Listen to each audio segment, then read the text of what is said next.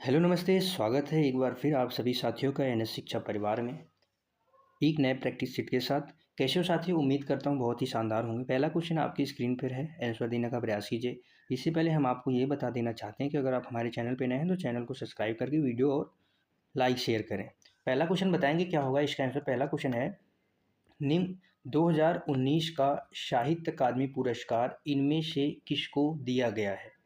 पत्थर फेंक रहा हूँ चंद्रकांत देवताले को, रेहन पर रख दूँ काशीनाथ सिंह जी को, संयम आत्मा संशय आत्मा ज्ञानेंद्र पति को, छिलते हुए सपने को नंद किशोर नवल जी को। बताएंगे क्या होगा इसका आंसर। इसका क्या आंसर हो जाएगा? ऑप्शन डी, छिलते हुए अपने को नंद किशोर जी को 2019 में साहित्य अकादमी पुरस्कार मिला था। पत्थर फेंक रहा हूँ चंद्रकांत को भी मिला है, लेकिन इनको भी मिला है, इनको मिला है, सबको मिला है, लेकिन 2019 की अगर बात करें तो नंद किशोर जी को मिला है। साहित्य अकादमी पुरस्कार साहित्य अकादमी पुरस्कार सेकंड सर्वोच्च सम्मान है। दूसरा सर्वोच्च सम्मान है हिंदी साहित्य में। दूसरा सर्वोच्च सम्मान है हिंदी साहित्य में। दूसरा सर्वोच्च सम्मान है हिंदी साहित्य में। दूसरा सर्वोच्च सम्मान है हिंदी साहित्य में, जो टोटल 24 भाषाओं में दिया जाता है। कितनी भाषाओं में? 24 भाषाओं में दिया जाता है। 8वीं अनुसूची की 22 भाषाएं हैं। 8वीं अनुसूची की 22 भाषाएं, उसके साथ में और दो भाषा जो हैं इसमें राजस्थानी और अंग्रेजी। राजस्थानी और अंग्रेजी भाषा में भी क्या दिया जाता है? राजस्थानी और अंग्रेजी भाषा में भी दिया जाता है। अगर बात करें पहला, अगर साहित्य अकादमी पुरस्कार फर्स्ट वाला किसे मिला था हिंदी भाषा में, तो माखनलाल चतुर्वेदी जी को मिला था। किसे मिला था? माखनलाल चतुर्वेदी जी को 1955 में हिम तरंगिणी रचना के लिए मिला था। 1955 में इनकी एक रचना है हिम तरंगिणी रचना के लिए इन्हें मिला था। ठीक है, याद रखेंगे। अगला क्वेश्चन बताएंगे, क्वेश्चन नंबर 2 है आपकी स्क्रीन पर। मीराबाई के पद राजस्थानी भाषा की किस बोली में लिखे गए हैं? आपको ये बताना है। तो मीराबाई के पद जो राजस्थानी भाषा है, ये सब तो राजस्थानी भाषा की बोलियां हैं। इसका आंसर हो जाएगा मारवाड़ी बोली में लिए गए हैं। मीराबाई जी की भाषा जो है, मीराबाई जी की भाषा ब्रज और गुजराती भाषाएं भी हैं। ब्रज राजस्थानी भाषा के अलावा ब्रज और गुजराती भाषाओं का भी मेल मिलता है। गुजराती भाषा, इनका भी प्रभाव क्या रहता है मीराबाई जी की रचनाओं में हमें देखने को मिलता है। अगला बताएंगे, क्वेश्चन नंबर 3 है आपकी स्क्रीन पर। क्या होगा इसका आंसर? रामचंद्र शुक्ल ने हिंदी साहित्य का प्रथम महाकाव्य इनमें से किसे माना है? पृथ्वीराज विजय, पृथ्वीराज रासो, रामचरितमानस, बीसल देव रासो। इसका क्या आंसर हो जाएगा? पृथ्वीराज रासो जो है, रामचंद्र शुक्ल जी ने इसे प्रथम महाकाव्य माना है और इसके लेखक हैं चंद्रबरदई। क्या है? चंद्रबरदई। चंद्रबरदई इसके क्या है? रचनाकार हैं। ठीक है, याद रखें। पृथ्वीराज विजय की बात की जाए तो जयानक किसके लेखक हैं? कौन है जयानक? इसकी रचना की है जो पृथ्वीराज के ऊपर लिखी गई है। रामचरितमानस गोस्वामी तुलसीदास जी की रचना है। गोस्वामी तुलसीदास जी की रचना है, जिसमें कितने कांड हैं? इसमें 7 कांड हैं टोटल। रामचरितमानस में 7 कांड हैं। बीसल देव रासो नरपति नाल की रचना है। नरपति नाल की रचना है, याद रखेंगे। ठीक है, अगला बताएंगे, क्वेश्चन नंबर 4 है आपकी स्क्रीन पर। क्या होगा इसका आंसर?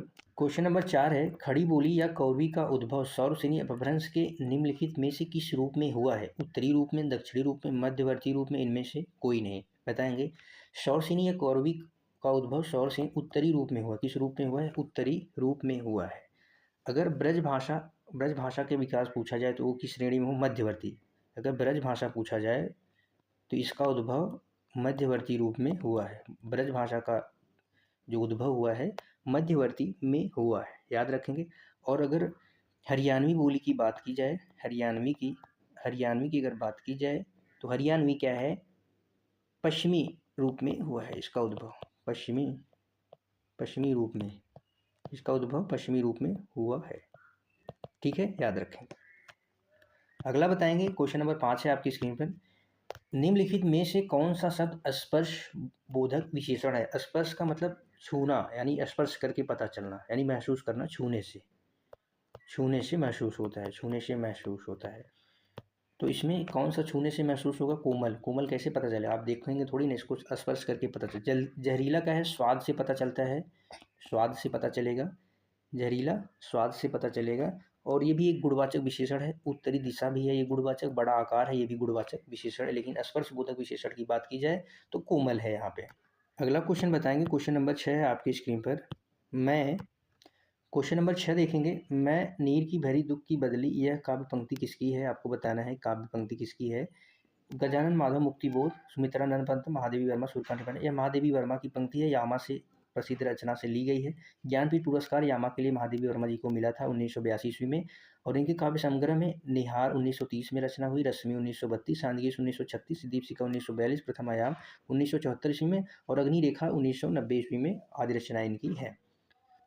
इसके बाद अगला क्वेश्चन, क्वेश्चन नंबर 7 आप बताएंगे। देखो बाहर कोई आया है, इस वाक्य में कौन सा सर्वनाम है? यहाँ पे सर्वनाम की अगर बात की जाए तो सर्वनाम के कितने भेद होते हैं? सर्वनाम में कुल 6 भेद होते हैं। और अगर शब्दों की संख्या पूछी जाए तो शब्दों की संख्या कितनी होती है? 11 शब्दों की संख्या 11 होती है। तो यहाँ पे कोई की बात की गई है तो यहाँ पे अनिश्चयवाचक सर्वनाम हो जाएगा, क्योंकि अनिश्चितता का बोध कराता है। किसका? अनिश्चितता का बोध कराता है। अनिश्चितता का बोध कराता है, अनिश्चितता का बोध कराता है, इसलिए यहाँ पे क्या है? अनिश्चयवाचक सर्वनाम। और निश्चितता का जो बोध कराए वो निश्चयवाचक सर्वनाम हो जाएगा। और निजवाचक सर्वनाम में अपना, निजवाचक सर्वनाम में अपना हो जाएगा। संबंध में जो सो, जो संबंध सर दो सर्वनामों के बीच संबंध जोड़ते हैं। अनिश्चयवाचक अनिश्चितता का बोध कराता है, बोध कराता है अनिश्चितता। ठीक है। संबंध जो सो सर्वनाम के बीच संबंध, निज यानी अपना या आप, अपना या आप स्वयं काम अपना करो। निजवाचक में निश्चितता, निश्चितता का बोध कराता है तो वो निजवाचक सर्वनाम होता है। अगला बताएंगे, क्वेश्चन नंबर 8 है आपकी स्क्रीन पर। क्या होगा इसका आंसर? इनमें से कौन सा शब्द बहुवचन है? आपको बताना है कौन सा शब्द बहुवचन है, मतलब हमेशा के लिए बहुवचन ही रहता है। तो लड़का क्या है? एक वचन है। लड़का का बहुवचन क्या हुआ? लड़के। माता का माताएं हो जाएगा, माताएं। किताब का किताबें हो जाएगा, किताबें। यहाँ पे प्राण जो है ये बहुवचन शब्द है, प्राण का प्राण ही रहेगा, ना कि प्राणो होगा। ठीक है। अगला क्वेश्चन बताएंगे, क्वेश्चन नंबर 9 है आपकी स्क्रीन पर। माधुर्य गुण में किस तरह के वर्ण रहते हैं? माधुर्य गुण में किस तरह के वर्ण रहते हैं?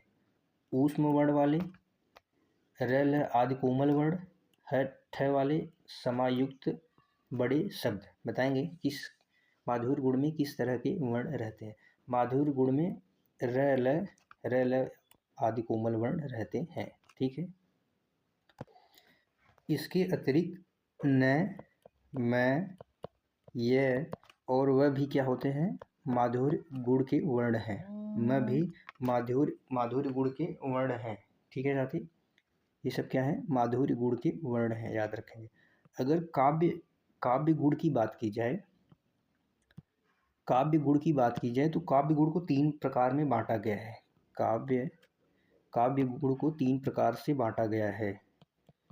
काव्य गुण को 3 प्रकार में के होते हैं, ऐसा लिख लें, 3 प्रकार के होते हैं काव्य गुण। काव्य गुण मतलब होता है काव्य की जो शोभा बढ़ाते हैं, वही गुण होते हैं। काव्य की शोभा करने वाले, रस को या प्रकाशित करने वाले को ही गुण कहते हैं। तो काव्य गुण के 3 प्रकार, इसमें एक आता है माधुर्य गुण, माधुर्य। दूसरा आता है ओज, ओज काव्य गुण। तीसरा कहते हैं प्रसाद, प्रसाद काव्य गुण कहते हैं। तीसरा क्या कहते हैं? प्रसाद काव्य गुण कहते हैं।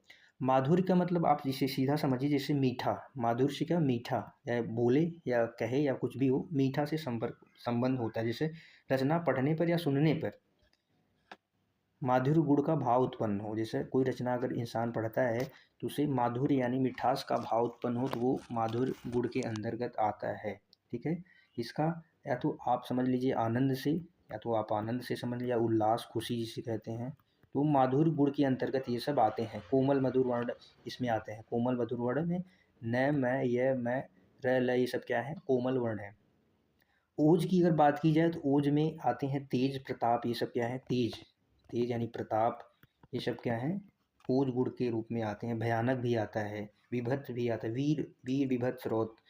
जैसे आप इसमें अगर ज़्यादातर एग्जाम्पल देखने को मिलता है कि देशभक्त वीरों, मरने से नेक नहीं डरना होगा, प्राणों का बलिदान देश की वेदी पर करना होगा। ये सब क्या है? ओज गुण है, यानी वीरता की बात हो रही।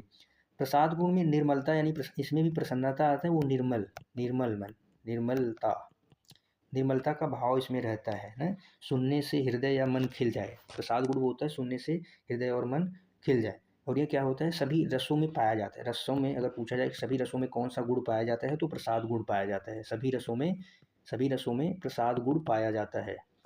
सभी रसों में कौन सा गुण पाया जाता है, प्रसाद गुण पाया जाता है। इसका काव्य सरल और सुबोध होता है। ठीक है, याद रखेंगे काव्य के 3 गुण होते हैं, माधुर्य गुण हो गया, ओज गुण और प्रसाद गुण। अगला बताएंगे क्वेश्चन नंबर 10 है, आपकी स्क्रीन पर क्या होगा क्वेश्चन नंबर 10 का आंसर। क्वेश्चन नंबर 10 बताएंगे साथी। अब अब तक करना, अब तब करना मुहावरे का क्या अर्थ होगा? शीघ्र मदद करना, बहाना बनाना, परेशान करना, मरने के करीब होना।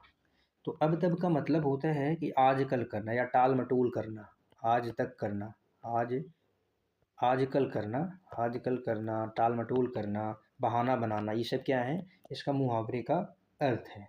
जैसे आप वाक्य प्रयोग करके देखेंगे कि सुनील किसी काम को करने के लिए सुनील किसी भी काम के लिए अब तक करता रहता है। किसी काम को करना नहीं चाहता, वो अब तक करता रहता है, यानी बहाने बनाता रहता है। ठीक है, याद रखें। आज के लिए बस इतना ही बताएंगे साथी। क्लास कैसी ली? आज 10 ही क्वेश्चन थे। अपना 10 में से स्कोर बताएंगे। आज के क्वेश्चन थोड़ा अच्छे थे, बताएंगे 10 में से कितना स्कोर हो। अंत तक देखने के लिए धन्यवाद है। मिलते हैं कल की अगली क्लास में, तब तक के लिए बाय बाय। खुश रहिए, मस्त रहिए। Thank you so much.